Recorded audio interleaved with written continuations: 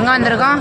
Pallavaram market வந்திருக்கோம். ஆமா guys, நானும் ஃபைனலி பல்லவரம் ஃப்ரைடே மார்க்கெட் வந்துட்டேன். இப்போலாம் நான் இன்ஸ்டா பேஜ ஓபன் பண்ணாலே எல்லாருமே இந்த மார்க்கெட் பத்தி தான் பேசிட்டே இருக்காங்க. என் ஃபீட் ஃபுல்லா இத பத்தி தான் இருக்கு. அப்படி என்னதாண்டா இருக்கு அப்படின்னு சொல்லி பார்த்துட்டு வந்துடலாம்னு சொல்லிட்டு தான் ஃப்ரெண்ட்ஸோட கிளம்பி வந்துட்டேன். சும்மா சொல்லக்கூடாது, எல்லாமே இருக்கு. இந்த அளவுக்கு ஹைப் பண்ணது ஒர்த்து தான் சொல்லுவேன். இந்த மார்க்கெட்டே ஒரு 2 கிலோமீட்டருக்கு மேல இருக்கும் போல. நாங்களும் நடந்துட்டே பேசிட்டு ஷாப்பிங் பண்ணிட்டு இருக்கோம்.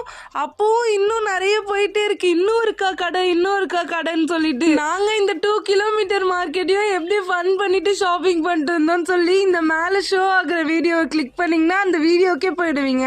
மார்க்கெட்னா சொல்லவே வேணாம், இங்க நமக்கு வீட்டுக்கு தேவையான பொருள்லாம் அல்டிமேட்டா இருக்கு. அப்புறம் ஒரு பக்கம் ஃபுல்லா ஃபர்னிச்சர்ஸாவே இருக்கு. இங்க புதுசா இருக்க பொருளும் நிறையவே இருக்கும். அதே மாதிரி செகண்ட்ஸும் நிறைய வித்துட்டு இருக்காங்க.